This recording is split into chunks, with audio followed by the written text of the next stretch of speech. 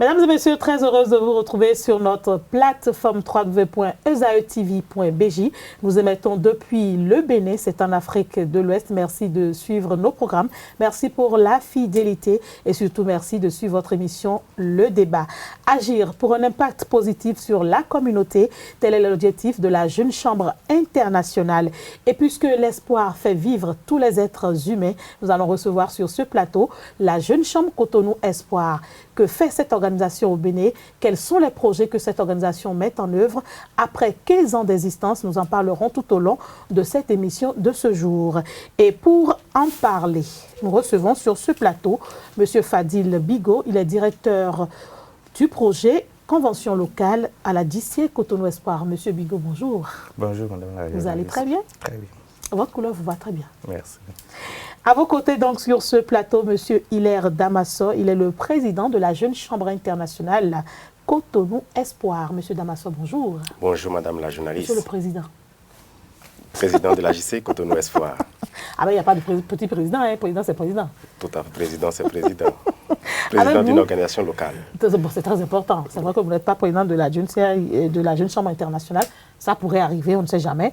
Mais toujours est-il que vous êtes sur notre plateau pour parler donc de votre organisation, c'est ça, hein? La JCI Cotonou Espoir. Et puisque l'espoir fait vivre, vous êtes tout en orange aujourd'hui, hein, monsieur le président? Oui, la couleur de l'espoir, la couleur qui donne de l'énergie, la couleur qui donne la chaleur. Ben voilà, vous avez vu pourquoi les couleurs parlent et à la télévision, c'est très important de faire ces petits détails pour mieux faire comprendre cela à nos internautes, certainement qui ne le savaient pas. Et pour ceux qui le savent, ils en savent encore davantage. On va donc entrer dans le vif du sujet. Chers amis, chers internautes et surtout chers invités, Monsieur le Président, c'est quoi la Jeune Chambre internationale? Merci beaucoup. Je salue tous nos internautes, téléspectateurs. Je salue tous les membres de la JCI Bénin, de la JCI Cotonou Espoir. Vous avez demandé, c'est quoi la Jeune Chambre? La Jeune Chambre internationale. La Jeune Chambre internationale est une organisation de jeunes de 18 à 40 ans. Elle est présente dans plus de 115 pays et plus exactement dans plus de 5000 communautés. C'est une organisation apolitique, sans obédience religieuse. Elle a des valeurs qu'elle essaie de faire connaître à tous les membres, la fraternité humaine, le service à la communauté, la liberté des individus. Elle a également pour vision d'être le principal réseau mondial de jeunes citoyens actifs. Et quand nous disons principal réseau mondial de jeunes citoyens actifs, c'est qu'elle doit être la référence quand on parle de réseau de jeunes. Sa mission, c'est d'offrir des opportunités de développement aux jeunes qui leur permettront de créer des changements positifs. Et le changement positif, c'est au cœur de la Jeune Chambre internationale. Monsieur Bigot, qu'est-ce que vous direz de la Jeune Chambre internationale en général, pour compléter votre président? Je dirais que la Jeune Chambre internationale est, pour moi, la meilleure organisation de jeunes, hein, parce que là, on apprend tout. Et je suis fier de faire partie de cette organisation. Et puis, vous parlez de votre fierté d'appartenir à la Jeune Chambre internationale, notamment la Jeune Chambre internationale Cotonou Espoir. Comment est-ce que vous avez connu la JCI? Merci, madame la journaliste. Je ne dirais pas que c'est un hasard. Le hasard n'existe pas. Ah, d'accord. C'est grâce à ma grande sœur qui fait partie de la Jeune Chambre Cotonou Espoir. Elle vous a coopté, c'est ça? Pardon? Elle vous a coopté, c'est ça? Non, je ne dirais pas ça. Mais vu que je suis un homme, j'ai l'œil observateur. Chaque fois qu'elle vient à la maison, elle me fait, en tout cas, le résumé de tout ce qui s'est passé lors des activités Jeune Chambre.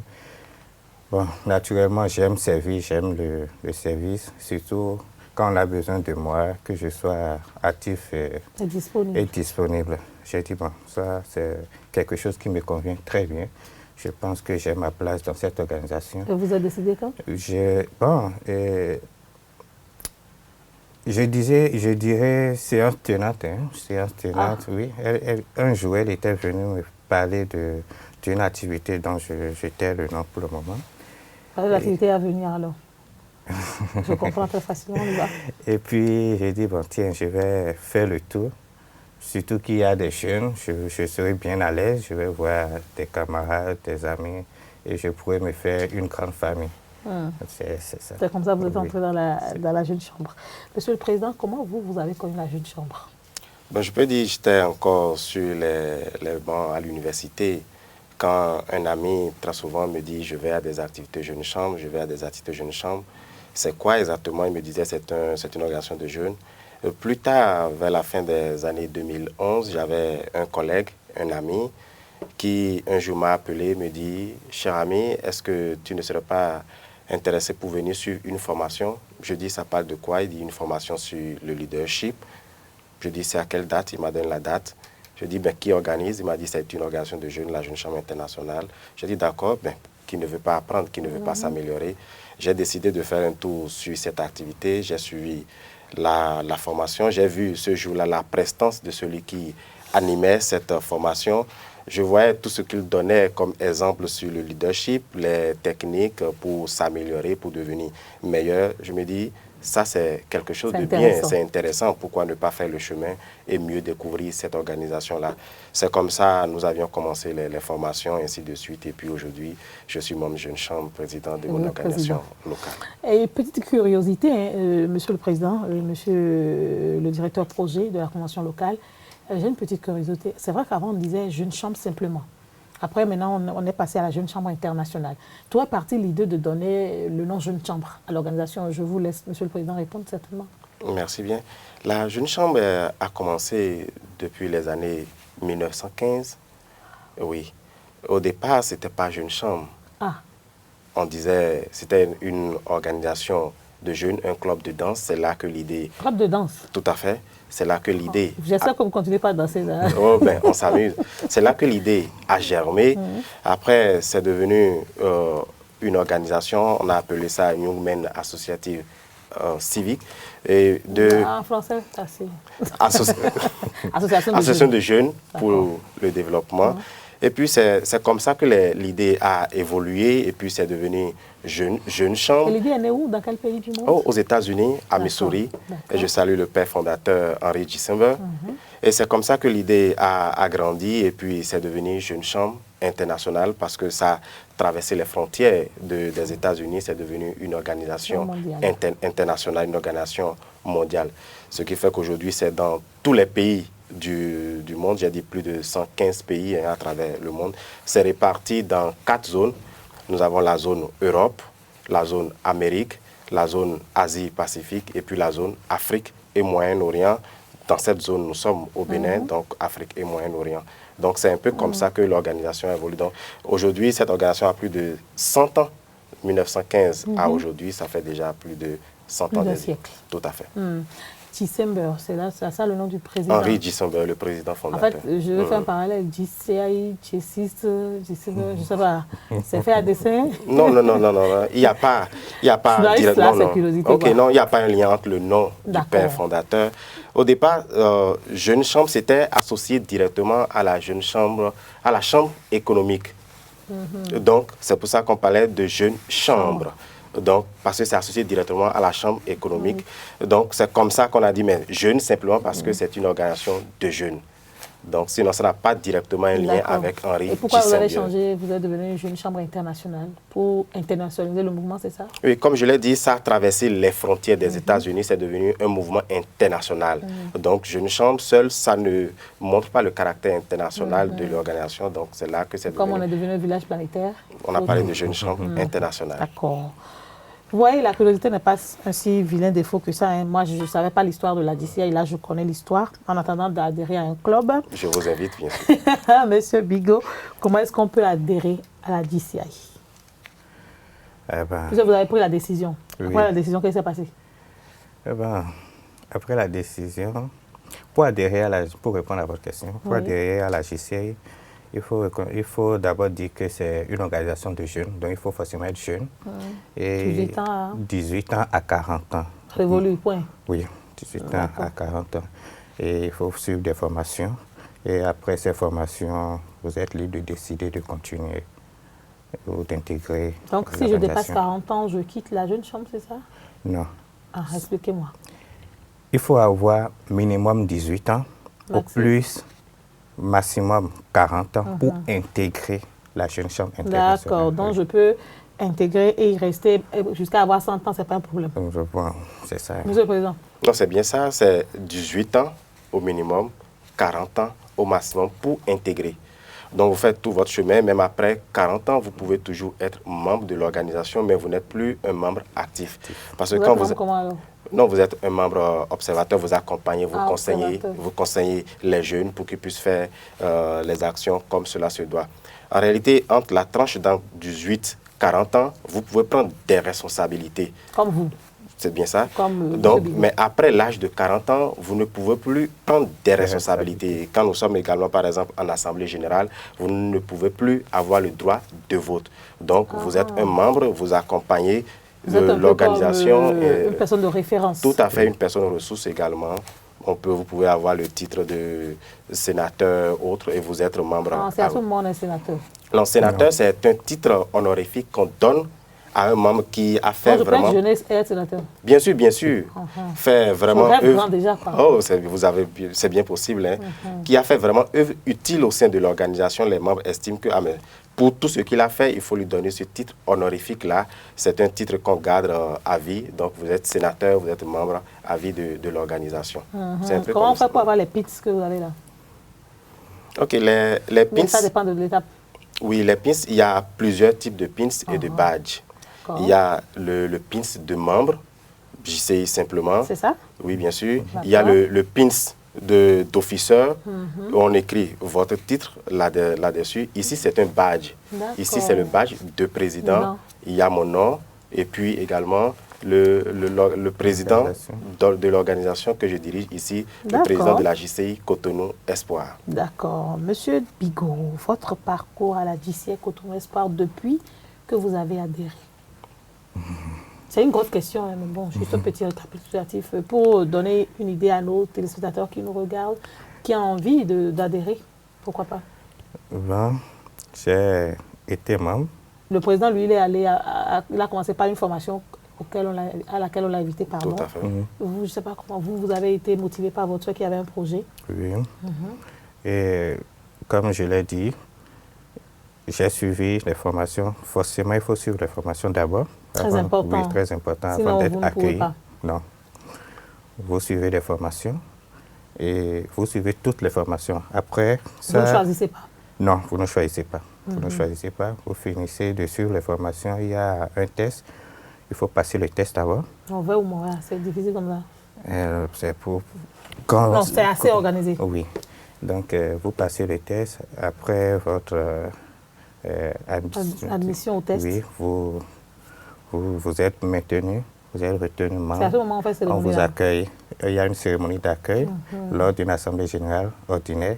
On vous accueille. C'est très beau, hein? Et après votre accueil, il faut prendre des postes de responsabilité. Puis c'est d'abord tout, il faut apprendre. La JCI nous donne l'opportunité. Vous ne faites pas la promotion de la paresse? Non, non.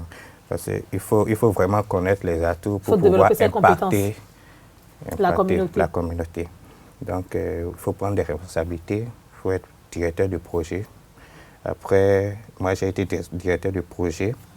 Et il y a des élections aussi, lors des assemblées générales électives. On va en parler tout à l'heure. Si tu as envie de prendre un poste de responsabilité, tu fais le processus. C'est très intéressant, hein. C'est de la politique, je dirais. Ah, d'accord. C'est de la politique, je dirais. C'est très intéressant. Et après ça, il y a une élection. Quand on vous élit. Si tu es élu, par exemple, vice-président... Si tu as bien fait ta campagne, on te choisit. Ah oui. Parce qu'il faut avoir un projet à défendre, c'est ça? Voilà, c'est ça. D'accord. Monsieur le Président, votre parcours et sur quel projet on vous a élu? Là, je suis curieuse, mais je veux bien savoir. Merci bien. Comme l'a dit le directeur de la Convention, cette organisation nous offre vraiment assez d'opportunités. Et véritablement, pour s'améliorer, cela passe par la prise de responsabilité. Et la Jeune Chambre, c'est une organisation bien organisée, bien structurée. Vous ne pouvez pas venir et devenir président le lendemain. Ah, c'est clair. Il faut pouvoir occuper certains niveaux. Même le chef de l'État... On ne se lève pas pour devenir président du jour au lendemain. C'est bien ça.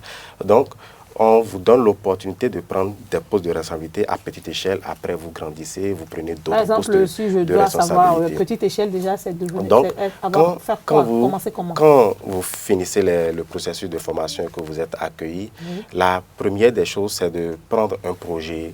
Nous avons, comme on le dit, nous menons des activités dans la communauté, des activités envers le membre, des activités de renforcement de l'organisation. Donc, il y aura un projet qu'on vous demande de prendre en charge, de faire le nécessaire pour pouvoir arriver à rendre ce projet-là. Un instant, Président, ne dites pas que je vous ai piétiné la langue. Si nous sommes 50, nous devons tous avoir un projet, tout au moins.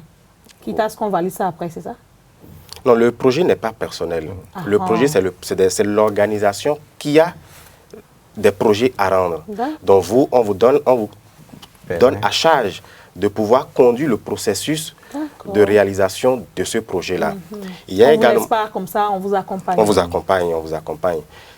Nous avons des systèmes, on appelle ça des commissions, c'est-à-dire des groupes bien organisés où nous travaillons à l'interne. On vous confie la responsabilité de diriger des sous-commissions. Et là, vous apprenez, je prends par exemple une commission communication, vous n'êtes pas forcément communicateur à votre accueil, mais on vous dit, vous êtes dans la commission communication, vous apprenez à faire la communication, vous apprenez à pouvoir peut-être rédiger, tout à fait, un peu comme ça. Donc, vous commencez déjà par ces premiers niveaux, et ça vous permet vraiment de connaître l'organisation. C'est l'acquisition, d'autres compétences. Tout à fait. Donc, tout le processus, c'est vraiment l'acquisition de nouvelles compétences jusqu'à un niveau beaucoup plus élevé. Donc, quand vous finissez de mieux connaître l'organisation à travers les travaux dans les commissions, la direction de projet, on vous laisse la possibilité, si vous le voulez bien sûr, de prendre la direction d'une commission. Nous avons 9 commissions pour le cas de la JCI Bénin. Donc, je peux citer par exemple la commission management, la commission projet thème principal, la commission affaires et entrepreneuriat, la commission finance. Communication, n'oubliez pas. La commission communication. Donc, la commission relations extérieures, on vous laisse la possibilité de prendre l'une de ces commissions-là et vous avez la responsabilité d'animer cette commission avec votre équipe pendant 1 an. L'équipe de combien de membres? Ça varie en fonction des commissions. Il y a des commissions qui peuvent avoir 3 à 4 membres. Ça dépend aussi de l'effectif des membres de l'organisation. Donc, vous animez cette commission, vous travaillez d'arrache-pied pour qu'au niveau de cette commission-là, on puisse voir vraiment des résultats visibles. Quand vous animez cette commission comme cela se doit et que vous avez convaincu les membres, la possibilité également vous est donnée de pouvoir occuper des postes de responsabilité beaucoup plus élevés. Par exemple, être secrétaire général de l'organisation, être trésorier général de l'organisation, être conseiller juridique de l'organisation. Ça suppose que vous avez déjà fait votre preuve en tant que directeur de sous-commission, en tant que directeur de projet, en tant que président de commission. Et là, vous exercez encore cette responsabilité-là. Je vais vous parler tout à l'heure de mon parcours. Donc, quand vous finissez d'exercer encore ce niveau de responsabilité, vous avez la possibilité encore d'aller encore de l'avant, si vous le voulez bien sûr, en occupant des postes de vice-président exécutif, de député président. Et après... Député, c'est ça? Non, juste le poste avant le président. Et après, maintenant, vous pouvez devenir président de votre organisation locale. Quand je dis toujours si vous voulez et si vous avez la possibilité, c'est que pour chaque niveau, c'est des élections que nous faisons.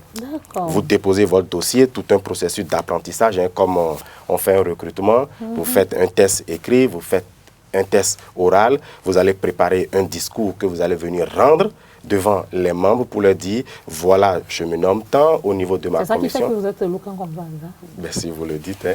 Donc, vous allez venir devant les membres, vous défendre, présenter votre projet pour dire, voilà ce que je compte faire pour le bien de l'organisation, pour les membres, pour la communauté, au niveau de cette commission, au niveau de ce poste-là. Et si vous avez convaincu les membres, ils vont vous laisser carte blanche pour que vous deveniez responsable de l'organisation. Donc, c'est un peu le parcours que nous avions suivi quand nous avions adhéré à cette organisation en 2012. Déjà en 2013, nous avons eu la possibilité de prendre en charge un projet. C'était à l'époque une réunion de comité de planification stratégique. Comme je l'ai dit, c'est une organisation bien structurée. Donc, nous mettons en place un comité pour pouvoir élaborer le plan stratégique de l'organisation. Donc, c'est un peu comme ça que j'ai eu à charge ce projet que nous avions rendu. Après les années qui ont suivi, j'ai occupé successivement les postes de vice-président projet et thème principal, c'est-à-dire celui qui a à charge de coordonner l'exécution de tout ce qui est projet communautaire au sein de l'organisation. Oh. Nous l'avons fait pendant 1 an. Après, nous avons eu la possibilité de devenir vice-président formation. Au niveau de cette commission, nous avons eu la responsabilité d'organiser les formations pour les membres, les futurs membres, le processus d'accueil et ainsi de suite. Donc, nous avions développé plusieurs formations. Le collège des formateurs, nous avions tenu des réunions avec le collège. Donc, la commission formation a travaillé pendant 1 an. Après ça, nous avions encore voulu être beaucoup plus responsables et là, nous avions souhaité être secrétaire général de l'organisation. Les membres nous ont fait confiance et nous sommes devenus secrétaire général de cette organisation. L'année qui a suivi, nous sommes devenus conseillers juridiques, c'est-à-dire nous étions garants de l'application des tests au niveau de... Président. Au niveau de cette organisation. Et après, nous sommes devenus vice-président exécutif, c'est-à-dire le numéro 2 de l'organisation. Vice-président exécutif, c'était en 2018. Donc, tout le parcours que j'ai cité tout à l'heure, c'est depuis 2013, ainsi de suite, jusqu'en 2018, où nous étions vice-président exécutif. Et cette année-là, nous avions dit aux membres que nous voulons être présidents, nous voulons les faire rêver beaucoup plus grand, nous voulons accroître l'impact au niveau de la communauté, nous voulons développer beaucoup plus le potentiel des membres. Nous avions présenté notre dossier, nous avions défendu notre candidature et les membres nous ont fait confiance en nous élisant comme président de l'organisation. Ça, c'était en septembre 2018. Nous avions ainsi pris les rênes de cette organisation officiellement et nous avons pris service depuis le 1er janvier 2019. Et votre mandat s'achève? Le mandat JCI... Je suis pressé de vous voir partir en fait. Ben, le mandat, c'est 1 an. Nous commençons le 1er janvier de chaque année et nous finissons le 31 décembre de l'année. Pour ce qui pendant ce temps, en septembre, vous allez élire un nouveau bureau, c'est ça? Tout à fait. Donc, pour ce qui me concerne, c'est du 1er janvier 2019 au 31 décembre 2019. Mais déjà en septembre, on fait des élections pour élire les nouveaux responsables. Et on va en parler tout à l'heure. Nous allons en parler tout à l'heure pour parler dans Monsieur Bigot, directeur projet convention locale, j'ai une petite curiosité. À quel moment vous l'avez connu, Monsieur le Président, dans votre parcours à la JCI Cotonou Espoir? D'abord, je l'ai connu à la JCI Cotonou Espoir et quand j'ai intégré cette organisation... Il était quoi à ce moment? Il était conseiller juridique. D'accord. D'accord. Donc ça ne fait pas longtemps en fait? Non, ça ne fait pas longtemps. C'était en 2017. Non, je vais taper. Donc sa petite timidité encore. D'accord. D'accord. Là, c'était pour mettre un peu d'ambiance sur ce plateau. On va continuer nos échanges sur la JCI internationale, sur la JCI Cotonou Espoir, parce que c'est très important. Monsieur Bigot, est-ce que vous pouvez nous parler un peu des domaines d'intervention de la JCI Cotonou Espoir, le temps que peut-être le président en rajoute un peu plus? Oui. À Espoir, nous avons beaucoup plus mis l'accent sur la santé et l'éducation. La santé et l'éducation, et tous nos projets vont dans ce sens-là. Oui. Monsieur le Président? Oui. Il a bien parlé, votre directeur projet? Oui, il a bien précisé les domaines d'intervention de l'organisation.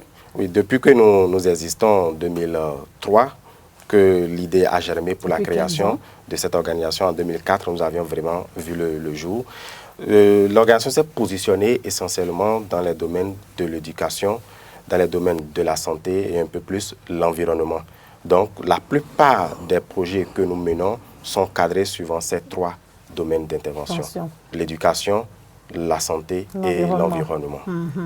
Et comment, non, vous avez parlé déjà de l'organisation du travail aussi, c'est ça, on vient de dire, non? Oui, le système des commissions. D'accord. Maintenant, quelle est l'approche que vous utilisez pour le ciblage de vos projets, Monsieur le Président? Merci bien. À la Jeune Chambre, nous ne faisons pas les choses comme on le veut.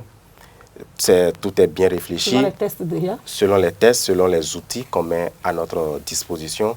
Pour ce qui concerne essentiellement le ciblage des projets, il y a un outil merveilleux que nous appelons le cadre JCI du citoyen actif. C'est quoi? C'est un cadre de référence qui nous permet d'aller vers la communauté pour voir les problèmes les plus récurrents au sein de cette communauté, discuter avec la communauté pour dégager la solution que nous pouvons mettre en œuvre pour le problème identifié et ensemble avec la communauté, nous retenons également les moyens de mise en œuvre de cette solution que nous avions identifiée. C'est pour dire que nous ne nous levons pas directement pour aller vers la communauté, pour dire nous voulons réaliser un projet. Maintenant, nous faisons un travail d'abord avec la communauté. Un peu comme une étude de terrain? Une étude de terrain pour...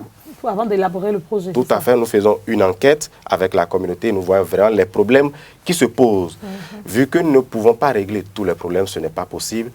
Nous essayons d'apprécier nos capacités, les capacités de la population, également des partenaires éventuellement qui peuvent nous accompagner ensemble. Nous voyons par rapport à ces capacités, quel est le problème que nous pouvons résoudre au sein de cette population, au sein de cette communauté-là.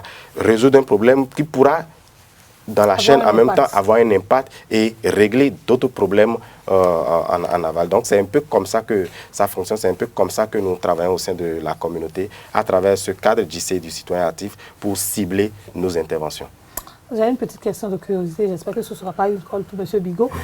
Qu'est-ce que vous faites quand vous voyez que dans la communauté, il y a beaucoup de difficultés et que vous ne pouvez pas tout embraser? Vous le reportez à un autre mandat ou vous faites le lobby nécessaire pour que les autorités à divers niveaux puissent mettre en œuvre ce projet-là? Je suis sûre que ça va arriver puisque vous ne pouvez pas tout prendre en charge. Effectivement, nous ne pouvons pas tout prendre en charge. Il y a eu des moments où il y a certains projets qu'on n'arrive pas à exécuter. Malgré votre bonne volonté. Oui. Et soit on essaie de reporter ça au mandat suivant, ou on essaie de... En tout cas, il y a toujours une séance que nous mettons en place pour discuter de tout ça. En fait. D'accord, avant de choisir le projet à exécuter. À exécuter. Et s'il faut vraiment reporter ce projet, on décide ensemble. En fait, je pose la question parce que souvent, je me rends compte que dans les organisations de la JCI, il y a beaucoup de projets. Il y a beaucoup de difficultés que la population rencontre, que vous avez envie d'impacter, mais forcément, les moyens ne suivent pas ou les partenaires ne sont pas toujours prêts à accompagner, peut-être parce que ça ne va pas dans leur domaine d'intervention, dans leur cadre, alors que c'est quand même des difficultés que rencontrent les populations, Monsieur le Président. Oui, nous ne pouvons pas régler tous les problèmes et même aucun gouvernant ne peut régler tous les problèmes d'une communauté. C'est pour cela qu'il faut dégager les priorités. Il faut faire des efforts. Donc, nous essayons de régler ce que nous pouvons, mais l'approche de la Jeune Chambre, c'est de pouvoir unir tous les secteurs, toute la structure organisationnelle pour pouvoir véritablement ensemble travailler pour résoudre les problèmes. Donc, nous travaillons avec d'autres ONG, nous travaillons beaucoup aussi avec les conseils communaux. Donc, nous allons vers eux et peut-être parfois, il y a des problèmes que nous rencontrons au niveau de la communauté. Donc, nous posons ces problèmes également au niveau de ces conseils pour leur dire oui, il y a des problèmes à des niveaux donnés. Essayez de les prendre en compte. Donc, les conseils également, suivant leurs capacités, essaient de prendre un certain nombre de choses en charge. Pour ce qui nous concerne, c'est un peu l'approche que nous utilisons. Une fois que nous identifions les problèmes, que nous retenons les solutions avec les communautés, nous allons vers les partenaires, nous allons vers les institutions pour leur dire voilà, venez en appui pour que ce problème soit réglé. Ce n'est pas dit forcément que nous venons directement avec nos moyens, nous réglons le problème et nous partons. Non. Nous unissons tous les acteurs de la société pour pouvoir travailler, pour pouvoir créer un impact comme cela se doit. Je vais rester quelques minutes avec vous, Monsieur le Président. Oui. En 15 ans d'existence aujourd'hui, quelle a été la contribution donc, de vos prédécesseurs à la création de l'impact positif dans les communautés béninoises? Merci beaucoup. Je salue ici tous les passe-présidents de cette organisation. Passe-président, c'est ancien président. Ancien président. Je salue particulièrement la présidente fondatrice, le sénateur Chérifat. Elle est devenue sénateur? Oui, elle est sénateur. Les passe-présidents, les anciens présidents, pour faire simple, ont travaillé beaucoup pour qu'aujourd'hui la Jeune Chambre Cotonou Espoir soit ce qu'elle est. Qu'elle continue de donner de l'espoir aujourd'hui, aux populations. dans la communauté au Bénin, tout le monde connaît cette organisation, la Jeune Chambre Cotonou Espoir. C'est parce qu'ils ont travaillé d'arrache-pied depuis 2004 jusqu'à ce jour. Ils ont animé plusieurs séances de formation pour permettre aux membres d'avoir véritablement des capacités. Comme je l'ai dit tout à l'heure, notre mission d'abord, c'est d'offrir des opportunités de développement aux jeunes. Et c'est quand ils ont ces opportunités-là maintenant qu'ils peuvent aller créer l'impact au sein de la communauté. Nos prédécesseurs ont beaucoup travaillé pour que les membres puissent véritablement développer leurs capacités, leur sens de leadership. Et c'est ce qui a fait que cette organisation a gravi beaucoup d'échelons. à l'échelle nationale, nous avons connu même un président national qui vient de notre organisation, le sénateur Basile Djossouvi, qui a fait le chemin et qui est allé même, il a occupé le poste de vice-président exécutif mondial, le numéro 2 dans le monde. Donc c'est pour dire que l'organisation la JC Cotonou Espoir n'est plus aujourd'hui une petite organisation. Donc ça c'est l'effort qui est fait pour le renforcement des capacités au niveau des membres et également le positionnement de l'organisation. Mais sur le terrain communautaire également, beaucoup de choses ont été faites. Je peux citer pêle-mêle des projets dans le sens informatique pour tous. Ça, c'est un projet qui a été initié par nos prédécesseurs pour doter les établissements de matériel informatique. Comme je l'ai dit, nous sommes dans le domaine de l'éducation, de la santé. Par curiosité, on peut connaître ces établissements si vous les avez en tête? Oh ben, il y a des établissements à Cotonou, il y a des établissements également dans la commune de Semek-Boji, dans la commune de Porto Novo. En ce temps, notre ciblage n'était pas encore précis. Je viendrai pour donner beaucoup plus de précision tout à l'heure. Après, nous avions eu également un projet dans le domaine de la santé, comme nous avions appelé Amour sans VIH-Sida. Vous savez que le fléau de VIH, c'est aujourd'hui un danger. Donc, nous nous sommes dit qu'il faut aller sensibiliser les jeunes. Et là, nous allons au niveau des établissements. Nous avions fait le tour de plusieurs établissements à Cotonou pour les sensibiliser sur cette thématique de VIH-Sida. Nous avions également, ce projet a évolué et est devenu Santé Plus, est devenu voir beaucoup plus grand. Ce n'est plus seulement la thématique VIH-Sida, toutes les questions de santé, la question de planning familial également, nous sommes intéressés à ça. La question de cancer de col de l'utérus, nous sommes intéressés également à cette thématique. Donc, beaucoup de sensibilisation, beaucoup de dépistage ont été faits dans ces domaines. Nous avons eu un projet phare, un très grand projet que nous avons appelé Éducation Nation. Ce projet consistait à construire des modules de classe dans des écoles. Nous l'avons fait dans la commune de Calavi, à le PP Bodjer. Nous l'avons fait dans la commune de Semek-Boji, le PP Poji 3. Nous l'avons fait dans la commune de Tori-Bosito, le PP Wanho. Nous l'avons fait également dans la commune d'Alada, le PP Alada Centre. Donc, toutes ces écoles ont bénéficié des modules de classe équipés en matériel, équipés en table-banc. Donc, c'est véritablement un très grand projet didactique, un très grand projet que nous avions conduit sur des années au sein de la Jeune Chambre Cotonou Espoir. Donc, tous ces projets ont permis vraiment de renforcer la visibilité de l'organisation. Dans le domaine de l'environnement également, salubrité pour tous, Cotonou, ville propre, ça, c'est des projets également qui ont été animés pour véritablement mener tout un chacun de nous à avoir des comportements sains, des comportements éco-citoyens. Ça, c'est ce que nos prédécesseurs ont fait, ce qui fait aujourd'hui que la JCI Cotonou Espoir est très bien connue.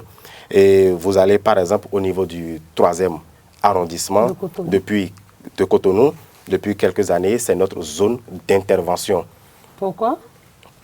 Par le passé, nous n'avons les organisations locales de la Jeune Chambre, Bénin, n'avaient pas des zones précises en termes de zones d'intervention. On peut intervenir n'importe comment. Pourvu que ce soit sur le territoire béninois. Sur le territoire béninois. Mais nos responsables, à l'époque, ont réfléchi, se sont dit, nous pouvons avoir un impact beaucoup plus significatif si nous assignons des zones à des organisations locales. Quand vous êtes seul, par exemple, dans la commune d'Alada, vous savez que votre travail, c'est dans la commune d'Alada.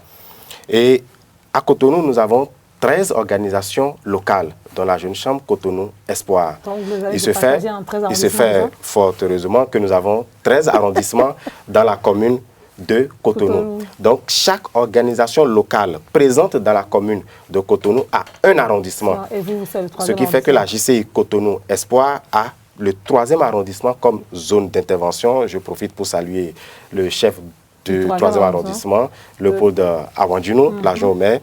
Donc, c'est depuis 2014 que nous avions commencé par travailler au sein de cet arrondissement-là avec tous les chefs d'arrondissement. Nous travaillons, les chefs quartiers, nous sommes en bonne harmonie. Et c'est là maintenant que nous créons notre impact précisément à Cotonou. Je suis curieuse de savoir ce que vous avez déjà fait là-bas, mais avant, M. Bigot, votre président a parlé de beaucoup de choses. Je ne sais pas, dans tous ces projets, dans lesquels êtes-vous intervenu? Ou avez-vous accompagné? Parce que je sais que quand on est ensemble dans une organisation, on participe. Oui. Dans quel projet vous êtes intervenu, qui vous ont marqué, qui vous ont impacté? Vous-même déjà, avant d'impacter les communautés du Sud. Il faut avouer que je suis rentré dans l'organisation il n'y a pas longtemps. Et c'est beaucoup plus le projet Santé Plus. Et il y a aussi le projet dépistage du cancer et du sein. Et à votre propre niveau personnel, en fait, ce que je veux savoir, c'est quel est votre ressenti après la mise en œuvre de ces différents projets? Parce que des fois, on participe à des projets, mais on n'a pas forcément, je ne sais pas, ce ressenti-là d'avoir fait quelque chose. Alors que si vous avez été actif, c'est une question de curiosité, bien sûr. Oui. Parce que vous aviez dit au début que vous adoriez rendre service, être aux côtés des autres. C'est un sentiment qui n'a pas de mots à expliquer.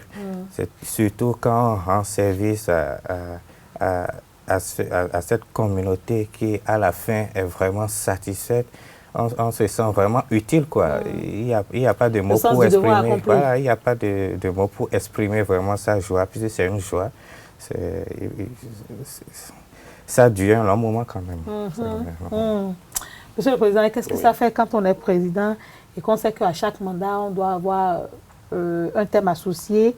Quel était votre thème pour le mandat? Éveillons notre étincelle est le thème que nous avions choisi cette année. Pourquoi? Pour fédérer tous les efforts des membres. On dit souvent que la personne humaine est la plus précieuse des richesses. Bien sûr, il y a des richesses que d'hommes. Ce qui veut dire que chaque homme que nous voyons, chaque être humain a des valeurs, a des potentialités. Mais ce fait que nous n'utilisons pas toujours toutes les valeurs que nous avons, on ne se fait pas confiance. Nous avons beaucoup de choses qui sommeillent en nous et parfois il faut juste un petit déclic pour que tout ce que nous avons de bon, tout ce que nous avons de merveilleux en nous puisse éclore et faire véritablement œuvre utile.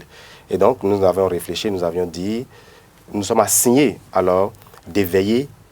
En 9 mois, vous avez réussi? Je vais vous en parler tout à l'heure. Donc, nous nous sommes assignés comme objectif véritablement d'aller éveiller tout ce que le membre a de positif en lui. Donc, nous nous sommes dit, éveillons notre étincelle. Ce que nous avons en nous, qui ne brillent pas encore comme cela se doit, nous allons les faire briller au niveau de chaque membre. Parce que si le membre... cette question que j'ai posée à M. Bigot tout à l'heure, de savoir quel est son ressenti. C'est ça. Parce que si le membre ne brille pas d'abord, si le membre ne développe pas ce qu'il a en lui de bien, l'organisation ne peut pas être une organisation forte. L'organisation ne peut pas être une organisation forte et si elle n'est pas forte, elle ne peut rien faire dans la communauté. C'est une question de leadership. Donc c'est bien ça. Donc cette année, nous nous sommes dit alors d'éveiller l'étincelle au niveau de chaque membre. C'est le bilan sommaire après 9 mois? Après 9 mois, beaucoup de choses ont été faites sur le terrain. Je vais déjà parler de l'organisation. Après, nous allons parler du membre et puis aller vers la communauté pour dire de façon concrète ce que nous avions fait sur le terrain. Déjà au niveau de l'organisation s'est vue beaucoup plus renforcée par la qualité des membres. Au niveau national, aujourd'hui, notre contribution est beaucoup plus visible. La GCI Cotonou Espoir est très bien connue au niveau des 47 organisations locales que compte le Bénin. Elle est une organisation très stable. Très stable. Vous insistez là-dessus, hein? Bien sûr, parce que ce n'est pas toujours évident quand vous dirigez des hommes, quand vous dirigez des bénévoles. Quand vous dites stable, c'est par rapport à la présence effective et à l'implication des membres, c'est ça? Oui, elle est stable par sa visibilité, elle est bien connue. La structure de l'organisation est maintenue comme cela se doit. Les membres participent aux activités véritablement et nous faisons beaucoup de choses sur le terrain. Donc, c'est déjà un acquis pour ce qui concerne l'organisation elle-même. Au niveau du membre, nous avions développé plusieurs modules de formation sur le leadership, ce qui a permis aux membres de comprendre qu'ils ont beaucoup de choses qui sommeillent en eux. Et donc, véritablement, nous avons senti un engouement pour un travail beaucoup plus acharné. Donc, ils se disent maintenant qu'ils ont la capacité d'être des leaders Et comme on le dit, un bon leader, ce n'est pas simplement venir faire le travail comme cela se doit, mais c'est de pouvoir également préparer la génération, la relève. Donc cet effort a été fait véritablement au niveau du membre. Quand nous prenons maintenant le terrain, la communauté, nous avions d'abord commencé le mandat 2019 par un grand projet que nous avions rendu au niveau du 3e arrondissement de Cotonou. Il s'agissait essentiellement du projet Santé Plus. Et pour innovation, cette année, nous nous sommes intéressés à la thématique de l'hygiène bucco-dentaire. C'est quelque chose qui est véritablement importante, mais qu'on ignore banalement, l'hygiène bucco-dentaire. Et nous avons pris comme cible les enfants, parce que c'est ceux-là qui très souvent même sont beaucoup plus victimes de cette mauvaise hygiène bucco-dentaire. Ils ne sont pas conscients de l'importance de la propriété de leur bouche, entre griffes. Donc nous nous sommes dit, il faut aller vers ces enfants. Oui, et nous avions fait une petite enquête au niveau de la communauté du 3e arrondissement et avec l'équipe médicale, nous nous sommes rendus compte que véritablement beaucoup d'enfants souffraient de ça. Nous avions ciblé une école, c'était le complexe scolaire d'Agbator dans le 3e arrondissement, où nous avions travaillé pendant 5 jours au niveau de cette école. Je salue au passage l'équipe de l'hôpital Saint-Luc qui, volontairement, quand nous sommes allés vers cet hôpital, ils ont accepté directement nous accompagner. Ils ont mis à notre disposition l'équipe médicale de dentistes, 3 dentistes qu'ils ont mis gracieusement à notre disposition. Ils ont déplacé tout leur équipement, l'essentiel de leur équipement, sur le terrain pour faire le travail de sensibilisation, le travail de consultation et également de détartrage. Donc, ce qui veut dire que déjà, ça c'était en février, au niveau de l'école, le complexe scolaire d'Agbator, la sensibilisation a été faite au niveau des 822 élèves. Tous ces enfants ont été consultés et parmi eux, un à un, 125 qui avaient véritablement des problèmes ont été détartrés. Donc, c'est un grand effort communautaire que nous avons fait au niveau de cet arrondissement. Nous avions également conduit un autre projet communautaire, le projet éco-citoyenneté. L'objectif, c'était d'amener chacun de nous à avoir un comportement citoyen, éco-citoyen. Nous avions également ciblé 3 écoles dans cet arrondissement où nous avions fait des sensibilisations sur le comportement qu'un membre doit avoir, qu'un citoyen doit avoir au sein de sa communauté pour avoir son environnement propre. Et comme c'était des écoles, comment faire pour que l'école soit toujours propre. Nous les avons sensibilisés également sur l'importance de la plantation des arbres, ce qui a amené certaines écoles à planter beaucoup d'arbres dans le cadre de la journée de l'arbre que nous célébrons au Bénin les 1er juin. Nous avons d'autres projets communautaires et dans le développement, nous allons en parler tout à l'heure. Et puisque nous parlons de projets, nous allons aller tout de suite à ce projet qui concerne les 15 ans d'existence, si vous le permettez, de la JCI Cotonou Espoir, le projet qui concerne les personnes handicapées visuelles du Centre de promotion sociale des aveugles amblyopes de Segbea. C'est toujours dans votre zone d'intervention. Monsieur Bigot, parlez-nous de ce projet, de ce qui vous a poussé à choisir ce centre déjà. Vous avez pensé à quoi? Là, je suis curieuse. Là, vous dites, comme ça, là. Qu'est-ce qui s'est passé? Quel a été le constat? C'est, je dirais, des frissons que j'ai ressentis. D'abord, nous qui avons toutes nos facultés en place, ce n'est pas facile. Et imaginez quelqu'un, d'abord quand on a mal au pied, regardez comment on réagit. C'est difficile. C'est vraiment difficile. Et quelqu'un qui ne voit pas, qui n'a jamais vu la lumière du soleil, qui ne peut même pas faire une différence entre les couleurs. Imaginez un peu sa souffrance, sa douleur. Et il y a tout ça qui nous a poussé. Ne me faites surtout pas pleurer. Parce que déjà, quand j'utilise l'expression aveugle et amblyopes, j'ai déjà des soucis personnels. Donc, reprenez-vous un peu et parlons de ce qui a fait que vous avez choisi ce centre. Parce qu'aujourd'hui, vous voulez leur donner quand même de l'espoir. Oui. D'accord, je vais aller au président. Parce que sinon, Tes larmes risquent de couler sur ce plateau. Je ne pourrais pas les essuyer, Président. Oui. Qu'est-ce qui a motivé votre organisation à choisir ce projet pour les 15 ans de la DCI Cotonou Espoir? Le Centre de promotion sociale des aveugles. Je vais taquiner le président. Il n'est pas loin d'être. Non, ça c'est pas, c'est méchant. Je retire mes mots. D'accord. Non, comme vous avez des verres, je me suis dit que c'est peut-être ça qui vous a motivé. Non, ça c'est le travail que nous faisons. Oui, c'est le travail que nous faisons chaque fois qu'ils nous demandent de porter des verres. Mais c'est une manière de dire qu'en partie, oui, ça agit. Vous avez des difficultés aussi. Oui, nous avons des difficultés pour bien voir et c'est pour ça que nous portons des verres. Donc, ce centre que les autres n'ont pas la chance d'avoir. Ce centre existe depuis 1983. Ce centre a évolué un peu. Depuis 36 ans. Oui. Donc aujourd'hui, nous avions fait le tour quand nous sommes allés au niveau de ce 3e arrondissement. Nous avions vu véritablement les difficultés de ce centre-là. Un centre qui a 120 pensionnaires et qui manque de matériel pour les éduquer. Matériel didactique pour les éduquer. Alors que l'objectif de ce centre-là, c'est de pouvoir véritablement former cette couche qui souffre, qui a des problèmes, excusez, qui a des problèmes de vue. Et pour ne pas aller vers la mendicité, ce centre a décidé de les récupérer, de les former pour les rendre beaucoup plus économiquement viables, utiles, et pour qu'ils ne soient pas dans la mendicité. Voilà que ce centre manque de matériel pour faire son travail comme cela se doit. Nous sommes très sensibles à cela. Nous nous sommes dit alors, il faut pouvoir mobiliser toute la communauté, mobiliser toutes les énergies pour faire quelque chose.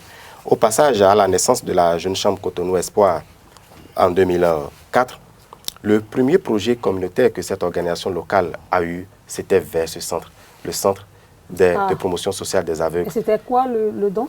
C'était un projet également de don de vivres et de quelques matériels didactiques. Et vous avez dit après 15 ans, après 15 ans, rééditer l'espoir. Il faut venir également accompagner encore, rééditer l'espoir et faire encore beaucoup plus grand. Donc c'est véritablement ce qui nous a motivés à aller vers ce centre-là. Et nous sommes à pied d'œuvre pour vraiment rendre un merveilleux projet. Vous en êtes où aujourd'hui, M. Bigot, dans la mise en œuvre de ce projet? C'est vrai que nous sommes presque à l'échéance où vous devez aller faire ce don-là. Oui. La mobilisation, ça se poursuit, c'est déjà bon? Vous avez un appel à lancer à l'endroit des bonnes volontés? Oui, toujours. Pour faire ce genre de projet, il ne faut pas dire qu'on a déjà atteint. Tout obtenu. On a déjà tout obtenu, non. On est toujours sur le projet. Vous attendez quoi des populations, des internautes qui nous suivent? Dons de vivres, de matériel, qu'est-ce que vous voulez? Dons de vivres, de matériel et tout ce que la bonne volonté a accompagné ce centre. Il faut dire que le centre de promotion sociale des aveugles et amblyopes de Segbeya, c'est un centre donc, qui s'occupe des pensionnaires qui sont handicapés visuels d'une manière ou d'une autre. Et donc ces apprenants, ces pensionnaires ont besoin de matériel, c'est-à-dire des documents pour mieux apprendre le braille, l'écrire, pouvoir s'amuser, se divertir aussi en utilisant cet outil-là. Ils ont besoin de pouvoir se nourrir, se vêtir, pouvoir travailler dans un cadre sain, je crois, convivial et respectueux de l'environnement et tout ce que vous voulez. Donc, toute contribution que vous avez, je pense que ça aiderait la DCI Cotonou Espoir à pouvoir mettre en œuvre ce projet, Monsieur le Président. Oui, ce centre a besoin de beaucoup de choses, des matériels didactiques. Vous savez, ce que tout le monde utilise comme ordinateur pour travailler pour les malvoyants, ça peut pas être le même ordinateur. Donc, ils ont des outils spécifiques. L'écriture braille, c'est des papiers braille qu'il faut mettre également à leur disposition. Des pinceaux pour écrire, pour faire le travail. Donc, il y a tout ça qui manque au niveau de ce centre. De toute façon, si vous ne savez pas où vous les procurez, il suffit juste d'envoyer vos dons vers vous, non? Les contributions, la contribution financière, oui, vous pouvez appeler le 97 17 10 36. Précédé bien sûr de 00229 parce que nous sommes au Bénin. Donc il y a également les vivres, comme vous l'avez souligné, comme le directeur l'a souligné. Les pensionnaires sont hébergés au niveau de ce centre, donc ces pensionnaires ont également besoin d'avoir des vivres pour bien se nourrir. Donc nous nous sommes dit également que nous allons faire la collecte de dons ou de vivres pour mettre à la disposition. De vêtements aussi? De vêtements, tout ce qui peut être utile pour ce centre-là. Donc, voilà les deux grands volets de nos interventions au niveau de ce centre. Monsieur Bigot, vous voulez ajouter très rapidement quelque chose? C'est bon pour l'instant. D'accord. Donc, aujourd'hui, il y a encore possibilité pour la population de vous accompagner. Oui. Le projet, nous allons le rendre dans la deuxième quinzaine du mois de septembre.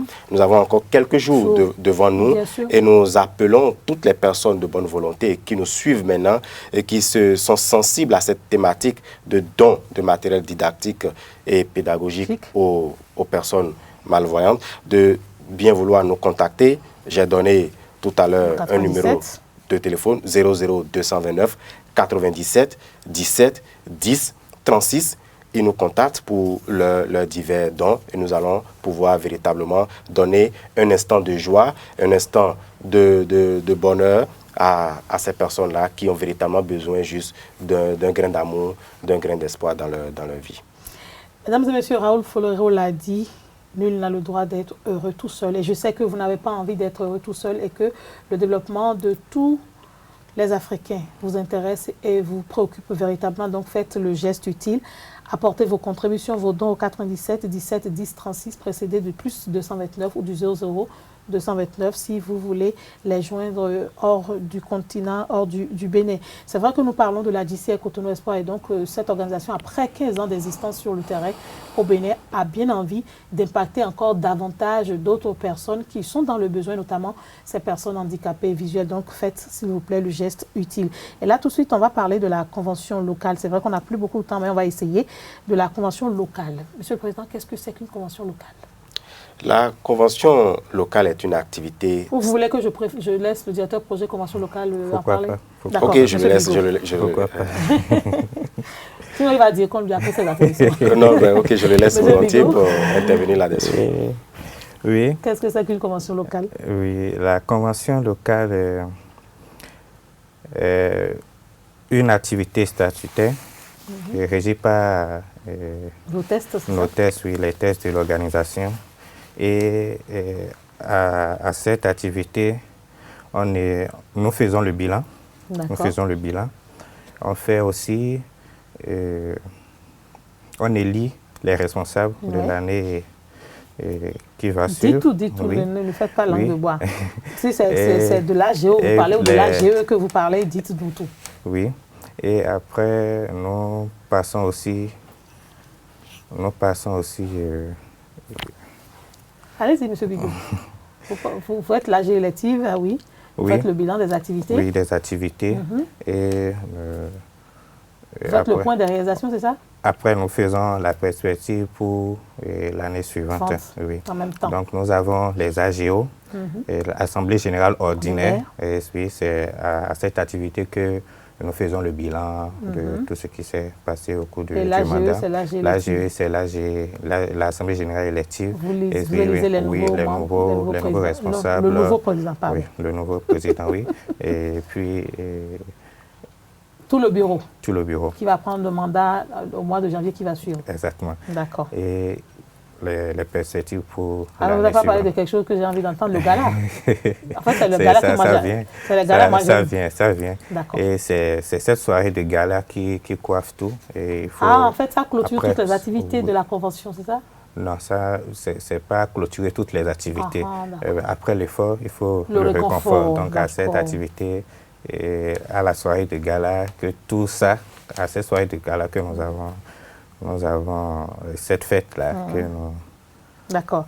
Le temps que le président précise, M. Bigot, toutes les activités que vous menez au sein de votre organisation, vous le faites sur fonds propres, comment ça se passe? Vous faites des cotisations? Non, dites ça. Le président va dire pour lui tout à l'heure. Oui. Faites des cotisations, parce qu'on se demande toujours où est-ce que vous trouvez l'argent. Nous faisons des cotisations. Nous avons aussi des sponsors, des dons. Il y a des personnes qui nous accompagnent. Et puis, il y a aussi...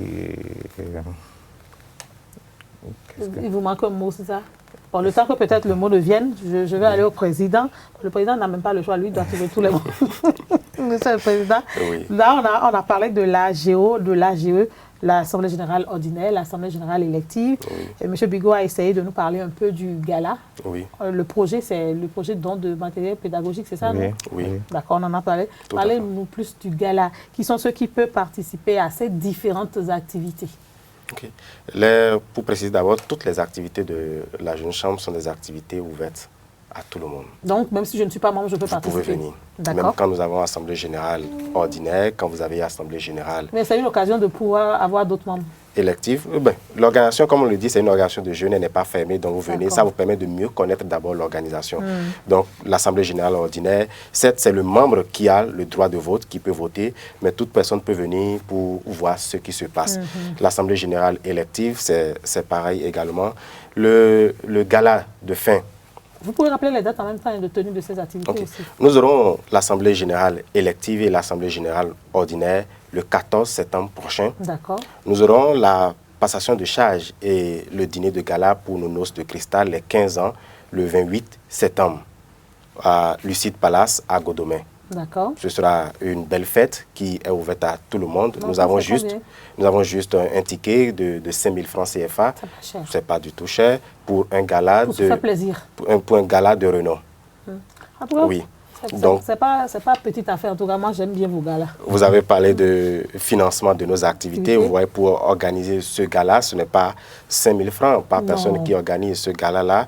Il y a des membres volontaires qui volontairement accompagnent l'organisation. Il y a d'autres personnes, des membres entrepreneurs qui peuvent dire, nous prenons en charge Ça, tel volet. C'est un peu comme ça que Vous comptez d'abord sur vos propres forces. sur nos propres forces, c'est un peu comme ça que nous organisons nos activités. J'ai parlé tout à l'heure, par exemple, d'un projet communautaire Santé Plus, où Oui. j'ai parlé d'un hôpital qui Oui. volontairement Vous a accompagné. nous a accompagnés pendant 5 jours. C'est une manière Sans- pour chacun d'entre nous dans la communauté de se rendre, d'accompagner. d'accompagner. Donc, sans que nous ne payions un seul franc à cet hôpital, l'hôpital Saint-Luc de Cotonou. Donc, il y a de ces bonnes volontés des entrepreneurs, des entreprises, des partenaires, Qui sont là et qui nous vous avons par accompagnent. exemple un partenaire, l'association Bénin Ma Contribution, qui également nous accompagne. Donc, voilà des bonnes volontés qui nous accompagnent pour nos différentes Et activités. quelles sont les activités en attente de réaliser par vous, Monsieur le Président? Puisque il ne vous reste que quelques mois pour finir votre mandat. Oui, nous sommes en train de finir banalement 9 mois. Il nous reste encore 3 mois. 3 mois. Nous avons une grande école au sein de cette organisation que nous appelons l'école JCI Espoir des protocoles qui forme le membre au respect des règles protocolaires, au respect de l'étiquette, de la préséance, tout et tout. Donc, ça, c'est une activité importante que nous menons sur 8 mois au moins. Nous avions lancé dernièrement la 10e promotion de cette école, une école qui a été créée en 2010. Nous avions lancé, pas plus tard que 2 semaines, la 10e promotion de cette école qui est actuellement en stage, donc que nous allons suivre. C'est une école ouverte à tout le monde? Ouverte aux membres Jeunes Chambres. Ah, d'accord. Oui. Donc, cette école, Aux membres Jeunes Chambres, Cotonou Espoir ou Jeunes non, Chambres? aux membres Jeunes Chambres, de D'accord. façon générale. D'accord. Donc, les auditeurs de cette école sont actuellement en stage et nous allons les suivre et faire la formation continue pour que, véritablement, ils soient Vous voulez clôturer en beauté votre mandat? de véritables protocoles certifiés. Wow. Nous avons les activités que nous avons en attente, la passation de charges, Oui. les assemblées générales électives et ordinaires également qui sont en attente que nous allons pouvoir exécuter. Il y a également notre participation à la Convention nationale. Ah, c'est Autant pour quand? nous faisons la convention locale, la nationale également fait sa pour quand? convention. C'est pour octobre. D'accord. De octobre, donc dans moins de mois, Dans quelques semaines. nous allons tenir cette convention nationale où les membres de la Jeune Chambre Cotonou Espoir, avec les autres membres de la Jeune Chambre Bénin et puis des partenaires, nous allons faire le point de tout ce que nous avions fait à l'échelle nationale et également élire les responsables au plan national. Nous aurons également en fin d'année à clôturer toutes ces activités par des convivialités entre membres et puis c'est vrai, nous sommes des jeunes, donc quand nous travaillons également, nous nous réjouissons et nous allons également finir par faire le point global de nos activités par une assemblée générale ordinaire pour faire véritablement le point de tout ce que nous avions fait au cours de ce mandat 2019. Monsieur Bigot, nous sommes à la fin donc, de notre émission. Votre appel, votre message à ces jeunes qui vous regardent et qui ont envie d'être comme vous, membres de la JCI Cotonou Espoir? Si. Je profite pour vous remercier pour cette émission. C'est un travail citoyen.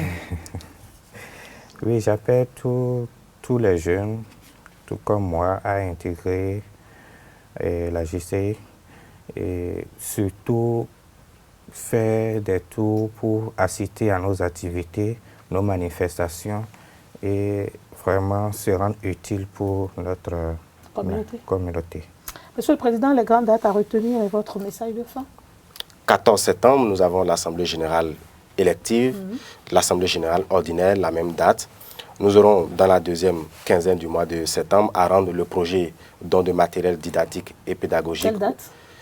Ça va se définir parce que la rentrée, ça commence le 16. Nous allons voir avec les autorités de l'école et retenir une date. Mais l'essentiel, c'est dans la deuxième quinzaine du mois de septembre. Et après ça, nous aurons la passation des charges, de charges et le dîner pour nos fêtes, pour nos noces de cristal. Ça, c'est le 28 septembre à partir de 19h. Il faut passer parce que le gâteau est souvent très bon. Oh, j'invite tout le monde, hein, comme je l'ai dit tout à l'heure, le billet d'entrée est à 5 000 francs et vous pouvez nous contacter au numéro que nous avions donné tout à l'heure. 10 36 pour pouvoir avoir votre billet. Le jour là même déjà au niveau de Lucide Palace à Godomé, vous pouvez prendre les tickets.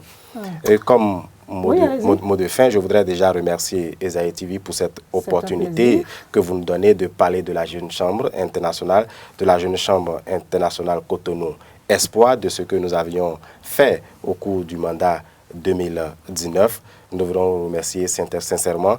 Nous remercions tous les membres et tous les partenaires qui nous ont accompagnés le long de ce mandat pour les différentes activités que nous avions réalisées sur le terrain. Nous avons notre projet que nous allons rendre dans quelques jours, le projet de don de matériel didactique au Centre de promotion sociale des aveugles de Segbeya.